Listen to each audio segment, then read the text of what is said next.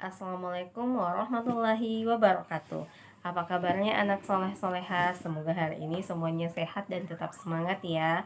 Baik, hari ini kita akan melanjutkan pelajaran tematik kita di pembelajaran 2 subtema 3 halaman 110. Silahkan dibuka bukunya ya. Nah, anak soleh-soleha, silahkan perhatikan gambar 310. Di situ ada seorang anak yang sedang memanggul tasnya ya. Nah, dia adalah Raya. Raya selalu memanggul tasnya dengan satu pundak, dan dia pun sudah sering dinasihati oleh ibunya supaya tidak melakukan hal tersebut karena itu tidak bagus untuk rangka tubuh kita. Nah, sedangkan tasnya Raya itu berat sekali, di dalamnya ada buku, ada bekal sekolah, dan ada air minum. Nah, ketika kita memikul beban yang sangat berat, nah dibutuhkan keseimbangan bagi rangka kita. Nah, kalau tidak seimbang apa akibatnya? Akibatnya adalah bentuk rangka kita akan mudah bergeser dan itu menyebabkan kelainan pada rangka. Nah, apa yang akan terjadi jika Raya tidak mau melakukan nasihat ibunya? Kemudian, apakah rangka akan berubah bentuk jika kita tidak menjaganya? Apa saja perilaku kita yang dapat mengubah bentuk rangka kita? Nah, ini kita akan pelajari. Nah, sekarang kita akan belajar tentang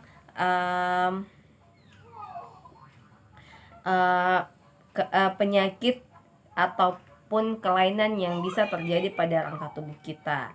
Nah, seperti organ tubuh lainnya, rangka dapat menderita penyakit atau kelainan. Penyakit dan kelainan pada rangka dapat mengubah bentuk rangka. Nah, apa saja penyakit atau kelainan yang dapat menyerang rangka tubuh kita? Nah, kita pelajari yang pertama tentang penyakit pada rangka. Nah, penyakit pada rangka ini terbagi atas dua, yaitu raktitis dan yang kedua adalah osteoporosis. Nah, apa sih itu raktitis? Nah, raktitis adalah penyakit pelemahan atau pelunakan tulang. Umumnya penyakit ini disebabkan karena kekurangan vitamin D, magnesium, fosfor, dan ataupun kalsium. Nah, raktitis dapat menyebabkan tulang itu patah dan tulang tumbuh membengkok. Nah, ciri-ciri penyakit raktitis ini adalah kaki membengkok sehingga menyerupai huruf X atau O. Kemudian, penyakit raktitis ini sebagian besar diderita oleh anak-anak, namun ada pun juga orang dewasa yang menderitanya. Nah, salah satu beberapa cara pencegahan penyakit raktitis ini dilakukan dengan cara mengkonsumsi makanan yang banyak mengandung vitamin D dan sering-sering saja terpapar dengan sinar matahari pagi agar tubuh kita dapat menerima vitamin D dari sinar matahari. Nah, penyakit yang kedua adalah osteoporosis. Nah, osteoporosis ini kalian pasti pernah sudah dengar.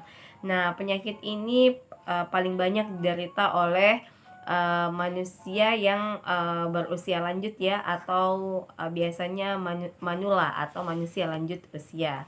Nah, penyakit osteoporosis ini adalah kondisi kepadatan tulang yang menurun sehingga membuat tulang kita menjadi keropos dan mudah retak. Nah, penyakit osteoporosis ini hampir tidak punya gejala.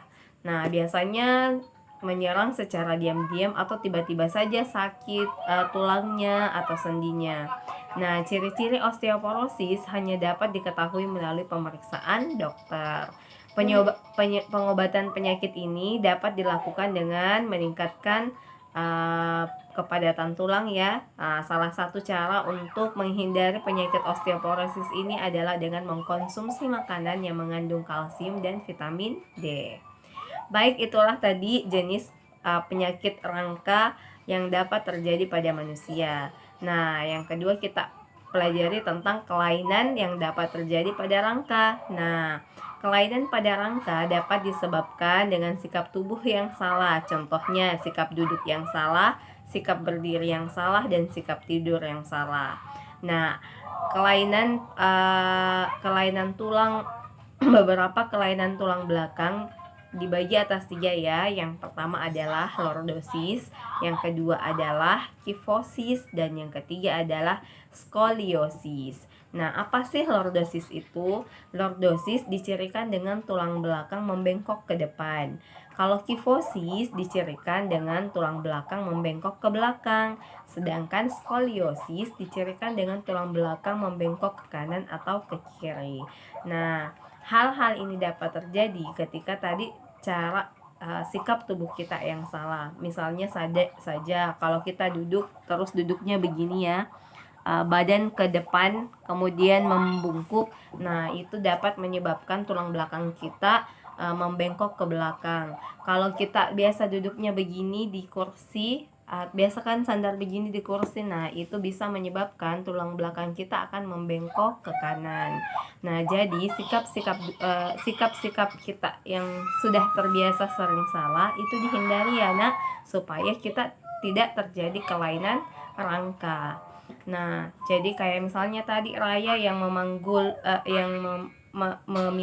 tasnya dengan satu pundak itu salah ya, karena bisa saja tulang belakangnya itu mengarah ke depan, karena yang beban berat itu hanya ditanggung oleh satu pundak. Jadi sikap berdiri kalau jalan jangan membungkuk supaya rangkanya tetap tegak. Duduk pun begitu, duduk jangan membungkuk begini ya, karena kalau kebiasaan membungkuk maka rangka kita akan membengkok ke belakang. Jadi posisi duduk adalah posisi tegap ya. Jadi anak soleh-soleha sudah tahu jenis penyakit pada rangka dan kelainan pada rangka ya. Nah, yang ketiga kita akan mempelajari tentang gangguan pada rangka. Nah, contoh gangguan pada rangka adalah fraktura. Fraktura adalah patahnya tulang baik seluruhnya atau sebagian. Nah, pada umumnya terjadi akibat benturan. Patah tulang dapat disebabkan kecelakaan kendaraan kah, kelebihan beban, olahraga atau karena jatuh. Nah, di daerah yang terjadi patah tulang biasanya timbul rasa nyeri. Nah, fraktura dapat terlihat melalui foto ronsen. Biasanya kalau ada korban kecelakaan yang patah tulang, nah biasanya dirujuk untuk melakukan ronsen agar dapat diketahui tulang apakah yang patah. Nah, pemulihan patah tulang dapat dilakukan dengan cara pembidaian atau menempatkan benda keras di sekeliling tulang atau dengan gips. Nah, biasanya kalau ada yang diperban, misalnya tangannya patah kemudian diperban, dipasangkan gips itu supaya tangannya tidak bergerak dulu untuk pemulihan tulangnya supaya kembali seperti semula.